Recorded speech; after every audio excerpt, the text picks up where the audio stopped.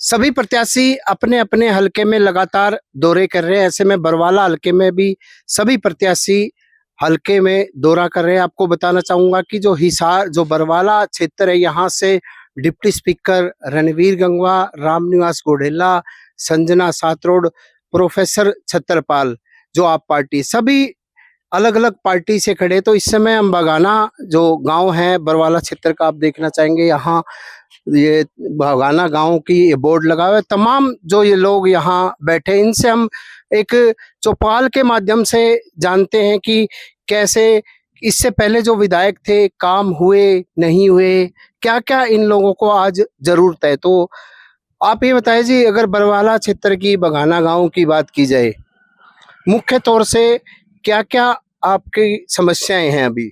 भाई साहब, सबसे पहले तो रोजगार की समस्या है। अब पीछे तक है ना, कोई भी एमएलए रहे, एमपी रहे, उन्होंने ना एक भी हमारे समाज के अंदर एक भी बच्चा नौकरी नहीं लगाया। हमारे समाज के 550 वोट है, 550 वोटों की कोई कदर नहीं करी। ठीक है। और रही ये पानी की, सब बरसात का पानी है जो, इसकी समस्या ये भी नहीं निकली। और ये ना बीजेपी का शासन हमने देख लिया 10 साल, अब बदलाव चाहा है। मैं अपनी स्वतंत्र रूप से कांग्रेस पार्टी का समर्थन करता हूं और मैडम शैलजा के साथ हूं। मैडम शैलजा के साथ? हाँ जी। तो बरवाला में इससे पहले जैसे अभी जोगीराम सियाग जेजेपी से विधायक थे, तो क्या लगता है बरवाला हलके में उन्होंने काम किए थे या नहीं किए थे? भाई साहब, वो तो दिखाई नहीं देते थे हलके में, गांव में आके। ठीक है। और अपना कोई वास्ता भी उस विधायक साहब से नहीं पड़ा। तो और बेरोजगारी की बात की, युवाओं को क्या सरकार कह रहे हैं कि बिना खर्ची पर्ची के नौकरी मैं बताता हूँ। अब HKRN का जो है अपना रोजगार कौशल निगम है, उसमें मैंने ना 3-4 फार्म डाल लिए। अब लोग कहते हैं कि फ्री में, मतलब बिना किसी की सिफारिश के रोजगार मिल रहे हैं। आज तक मैंने तो मिला नहीं भाई। ग्रेजुएट हूँ मैं गवर्नमेंट कॉलेज से, 2018 में मैंने BA कर ली थी, और अभी तक अपने को तो कोई मिला नहीं। अब लोगों को दिखा रखा कि ये GDS। देखो, ये कोरोना का टाइम था, कोरोना के टाइम में बिना पेपर दिए बच्चे पास हो गए। इसके कारण है ना, उन्होंने मिल गई रोजगार। नहीं तो ना 80-80 2012 में हमने +2 करी थी, तो 80-80% थे उस टाइम पर, करीम थी, लेकिन तो भी नहीं मिल पाती थी। लेकिन ये, और चलो ठीक है, जिन बच्चों को नाम भी नहीं लिखना आता ना, वो GDS आज लग रहे हैं। तो जैसे अब प्रत्याशियों की बात की जाए, एक जो डिप्टी स्पीकर है रणवीर गंगवा, एक आप पार्टी से छतरपाल भी आए हैं, पूर्व मंत्री, और एक विधायक है रामनिवास गोडेला जो पहले भी विधायक थे, और एक निर्दलीय प्रत्याशी भी है ना, इनेलो की प्रत्याशी भी है संजना सातरोड। तो इनको आप कैसे देखते हैं? ये जो चारों कैंडिडेटों में क्या देखते हैं आप? मैं तो जी देखो, अपना अपना निजी विचार दे सकता हूँ। मैंने आज तक कांग्रेस को ही वोट दिया और आगे भी कांग्रेस को ही दूंगा। मैंने और किसी को, पार्टी को वोट नहीं दिया है। तो हमारे साथ और लोग भी जुड़ेंगे। आप ये बताएं, आपका नाम क्या है, गांव का नाम क्या है? आज गांव में क्या मूलभूत सुविधाओं की जरूरत है? नलवा जो बरवाला हलके की बात की जाए, बरवाला हलके में किन किन सुविधाओं की आज जरूरत है? हमारे पहले तो ये स्कूल है जो बगाना का 12 तक का होना चाहिए, अभी तक वो हुआ ही नहीं है। 10वीं तक ही है। बच्चों को बाहर जाने में बड़ी दिक्कत हो, तो बाहर जा नहीं सकते। एक ये जो पानी जो पीने का है, वो सप्लाई का ठीक नहीं आता। ये 1-2 बार चेक हो जाता, उसके बाद में कोई चेक नहीं करता। वैसे खराब पानी है, उसकी भी सुविधा होनी चाहिए। तो आप अभी आप जैसे कार्यकाल आपने पहले कांग्रेस का भी देखा, बीजेपी सरकार का भी देखा, तो किसको आप बेहतर मानते हैं? खट्टर भी, नायाब सिंह सैनी, इससे पहले हुड्डा बने, कौन सी मतलब सरकार ज्यादा बेहतर लगती है आपको? बेहतर तो बीजेपी है। अच्छा। पहले तो जैसे कि अंग्रेजों जैसे गुलाम ही थे, ना तो अपनी आवाज उठा सकते, ना किसी के बारे में कुछ कह सकते। अब तो प्रधानमंत्री को भी गाली दे देते हैं।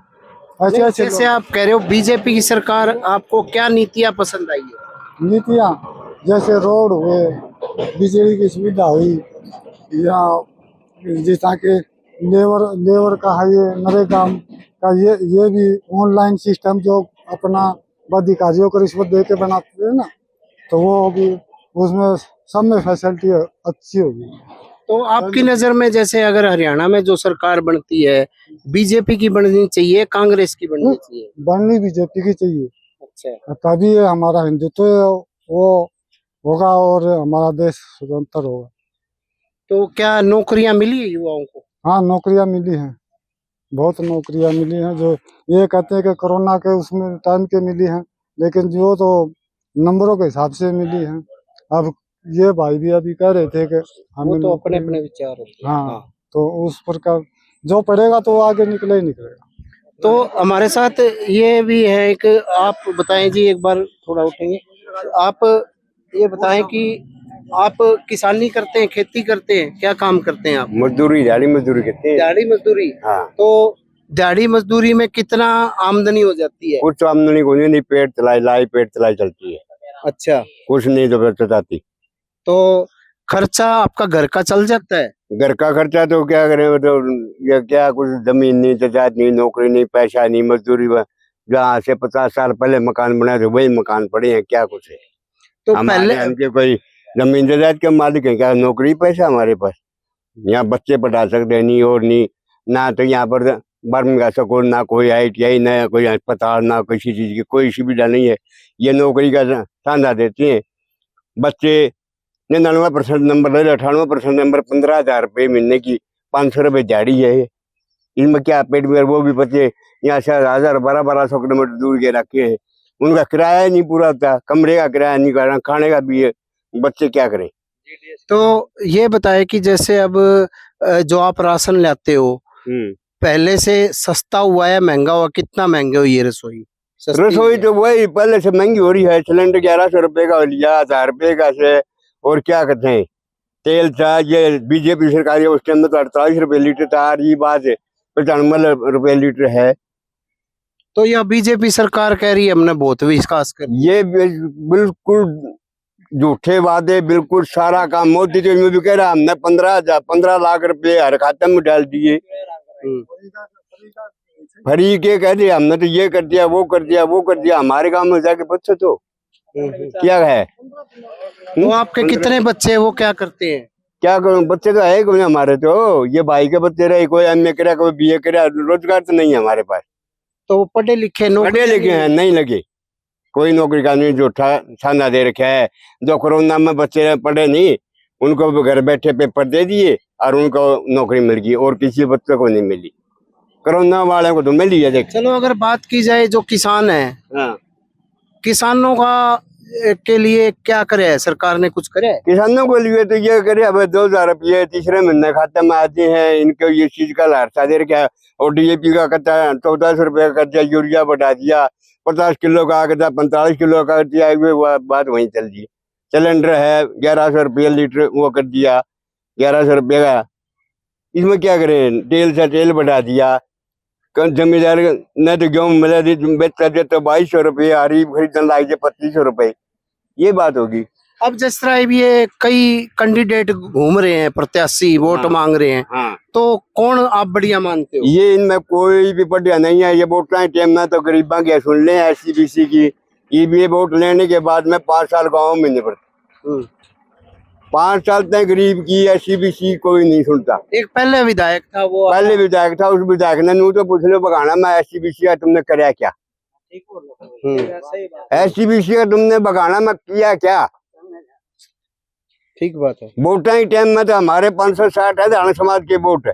वोटा टाइम में तो इबरात में भी कौन पड़ते, जन में भी कौन पड़ते। तो और वोट लेने के बाद में 5 साल गांव में नहीं घुसते। ये जिस तरह ये कांग्रेस में या खड़ी हो रही है अपनी शैलजा हुड्डा, कौन बढ़िया है इनमें? इनमें हाँ। हुड्डा तो बिल्कुल नहीं, शैलजा CM आज नहीं। हाँ। वह कुछ सुधार कर सकती है, और नहीं हुड्डा पर नहीं बनेगा। शैलजा पे विश्वास करते हाँ, हो? शैलजा पे बिल्कुल विश्वास करा, बिल्कुल। और जो इतनी भी सीट घटेंगे नहीं, 70 की उम्र है। शैलजा का नाराज होने के कारण ये सीट जितनी घटेंगी 70 में से शैलजा कारण घटेंगी। ये नाराज क्यों हो गए शैलजा से? नाराज से ये गाड़ी दी नारायण हल्का में जो गाड़ी मिली है, इसकी टिप्पणी है शैलजा की, उसकी वजह से ये वह है, इसका कोई वो नहीं है। ये शैलजा की जो टिप्पणी हुई नहीं, शैलजा की नहीं, हमारी SC BC की हुई है। ठीक ठीक।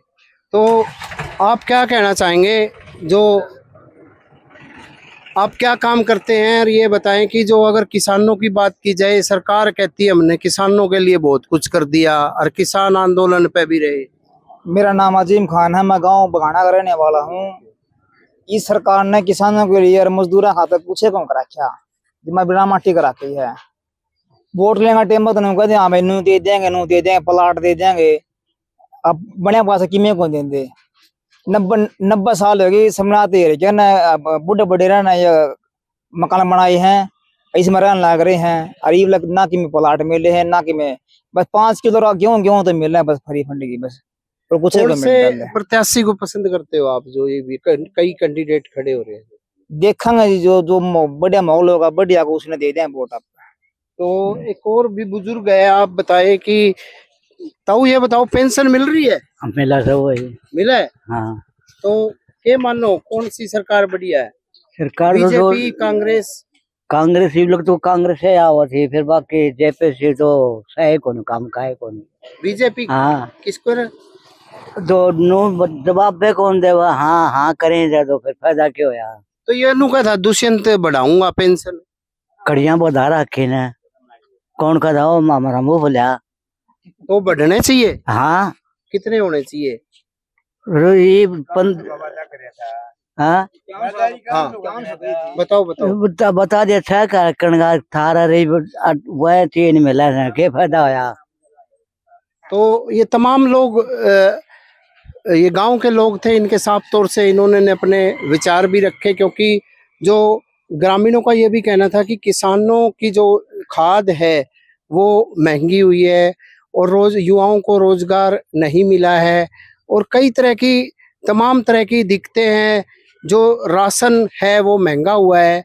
ऐसे में तमाम लोगों ने यही बातें कही। तो आगे अगर प्रत्याशियों की बात की जाए, इनका यही कहना था, जो अलग अलग सब पार्टी के प्रत्याशी मौके पे आ जाते हैं फिर बाद में यहाँ 5 साल तक दिखाई नहीं देते। प्रवीण कुमार, हिसार। देश दुनिया की हर खबर सबसे पहले देखने के लिए फॉलो करें Dainik Savera TV, YouTube, Facebook, Instagram, X और व्हाट्सएप चैनल पर।